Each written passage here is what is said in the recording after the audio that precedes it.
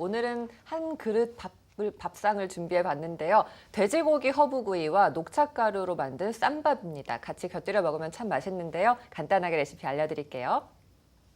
먼저 양념장이 필요한데요. 다진 마늘과 진간장, 바질, 후추, 파슬리 등을 섞어서 양념장을 만들고요. 여기다가 돼지고기를 재웠다가 센 불에 노릇노릇하게 구워주면 됩니다. 이렇게 고기를 준비해 주고요. 밥도 필요한데요. 밥을 한 공기 반 정도 분량을 준비해 주고요. 여기다가 녹차가루와 깨소금 그리고 참기름을 잘 버무려서 간을 맞춘 다음에 쌈밥을 만들면 됩니다. 이렇게 준비된 쌈밥과 고기를 양념장과 함께 곁들여 먹으면 맛있게 드실 수 있습니다. 네, 돼지고기는 어떤 성질의 음식이고 또 우리 몸에 어떻게 유익한지 황상준 원장님 자세히 좀 알려주시죠. 예, 돼지고기는 뭐 다들 아시다시피 좀 연하고 대부분의 고기들이 그렇지만 단백질이 많아서 그 건강에 도움이 많이 되고요. 또 특히 비타민 B1이 많다고 합니다. 또 지방질 성분이 많기 때문에 열량이 좀 높은 음식이기 때문에 열량을 낼 때 좋은 음식인데요. 뭐 100g당 열량이 한 125kcal 정도가 된다고 합니다. 그 동의보감에는 탕액편, 수부편에 돈육이라는 기재로 명시되어 있고요. 돼지고기는 성질은 일단 좀 찹니다. 차서 몸에 들어가서 혈류 속도를 좀 떨어뜨려서 진정 효과를 가지는 음식으로 되어 있고요. 맛은 좀 달면서 짜다고 되어 있습니다. 이 돼지고기는 보통 그 찬 성분 때문에 열로 인해서 뭐 대변이 막히거나 또는 장에 뭐 치질이나 혈액을 쏟아내는 어떤 혈치 같은 곳에도 약재로 쓰여지기도 하고요. 또 그러면서도 고기이기 때문에 뼈와 힘줄을 튼튼히 하게 하고 오장육부를 도와주는 효과를 가지고 있다고 하고요. 또 보통 이제 해독 기능도 있어서 뭐 그 비계가 있는 부분이 또 이렇게 몸을 자연시켜주면서 해독 기능도 있어서 특히 수은 중독에 쓰면 좋다는 기재를 동의보감에서 하고 있습니다. 목화토금수로 나눴을 때 수에 속하는 고기라고 해서요. 그 신장에 또 도움을 주는 고기로 설명되어지고 있고 그 집돼지도 좋지만 멧돼지에 해당하는 야저육이라는 그런 그 멧돼지도 간혹 돼지고기가 이 찬 성분 때문에 몸에 품기를 오랫동안 먹으면 가져올 수 있다고 할 때 멧돼지는 그런 성격이 좀 더 온화해서 더 좋은 음식으로 설명되어져 있고요. 소화편에 보면 그 아이들 변비에 오장육부를 촉촉히 적셔서 변비에도 좋은 영향을 끼치는 음식으로 설명되어지고 있습니다. 새우젓 같은 것을 돼지고기 드실 때 같이 드시는데 그 지방 분해 효소들이 있기 때문에 소화에 도움이 좀 된다고 하고요. 찬 성분을 좀 없애고 싶으면 보통 그 마늘이나 양파나 부추 같은 것들을 같이 드시면 더 좋다고 하고요. 또 돼지고기는 그 매실을 좀 꺼려 한다고 하는데 현대의학적으로도 그 매실이 들어가면 그 육질을 부드럽게 하고 연하게 하는 역할을 한다고 하니까 같이 잘 드시면 건강에 도움이 많이 되는 음식이 되겠습니다. 네, 이렇게 많은 효능이 있는 돼지고기, 정말 많은 분들이 사랑하는 그런 고기인데요. 안상훈 원장님, 그런데 한약을 먹을 때 돼지고기를 피하라는 말이 있던데 왜 그런가요?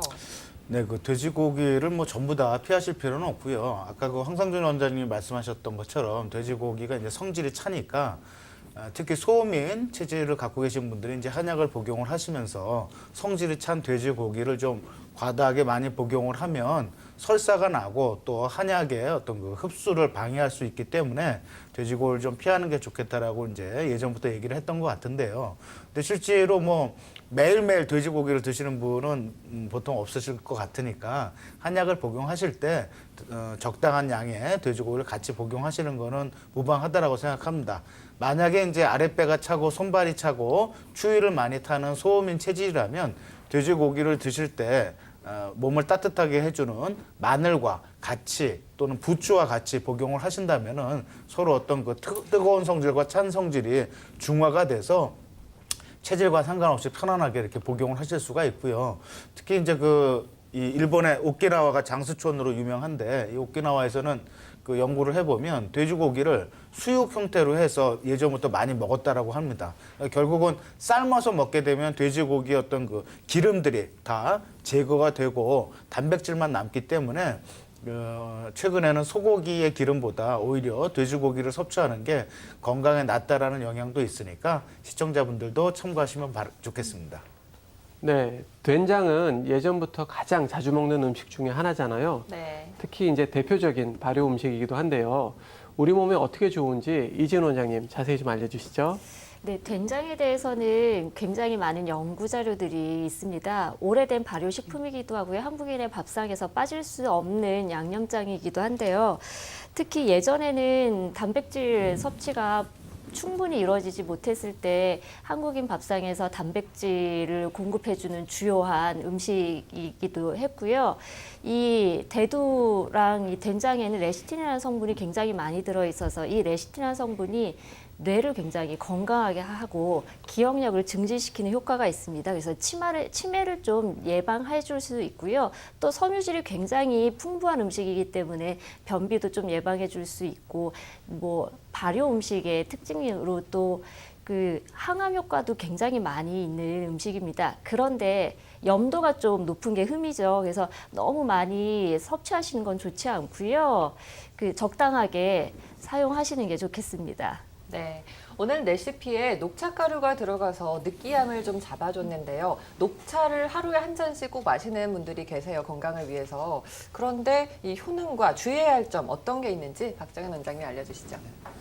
녹차는 콜레스테롤 수치를 낮추는 효과가 있습니다. 그래서 콜레스테롤이 많이 들어간 음식을 먹었을 때 그것의 흡수를 막아주는 그런 효과가 있고요. 그리고 이제 체내에 이제 지방이 들어가도 체내 지방이 침착되는 거를 이제 막아주는 그런 좋은 효과가 있기 때문에 기름진 음식을 많이 드시는 분들 같은 경우 주로 녹차를 이제 주로 이제 상복하시면은 체내 이제 복부 비만이나 이런 것들도 예방이 되고 뭐 동맥경화나 심혈관계통도 건강을 유지하실 수 있고 그다음에 뭐 지방간 등등 해서 혈액을 맑게 하는 데 도움이 많이 됩니다. 그런데 이제 녹차를 드실 때 주의할 거는 녹차의 성분이 차기 때문에 몸이 차신 분들 또 소화기가 약하신 분들은 복용하실 때 반드시 따뜻하게 복용하셔야 되고 또 식사하고 또 같이 녹차를 드시게 되면 그 음식물의 어떤 흡수를 좀 녹차가 방해할 수가 있거든요. 단백질이나 뭐 철분 성분들